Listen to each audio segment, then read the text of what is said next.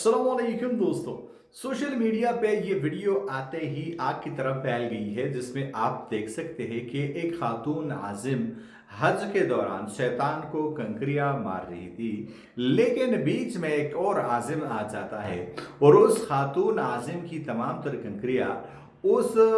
जो बंदा है, जो आजिम है, जो हज अदा कर रहा है और वो भी उसी टाइम शैतान को कंकरियां मार रहा है, तो उस खातून की सारी कंकरियां उस बंदे के सर पे लग जाती है और वो बड़े मासूमाना अंदाज में कहता है कि मैं शैतान नहीं हूं। तो ये वीडियो सोशल मीडिया प्लेटफॉर्म पे काफी ज्यादा वायरल हो रही है, जिसमें आप देख सकते हैं कि एक खातून आजिम जो शैतान को कंकरियां मार रही है, लेकिन उसके सारे कंकर एक और आजिम के सर पे जा लगते हैं और वो बड़े ही मासूमाना लहजे में ये कहता है कि मैं शैतान नहीं हूं और आपका जो निशाना है वो गलत है और सारे कंकरियां जो है वो सारे पत्थर मेरे सर पे आके लग रहे हैं।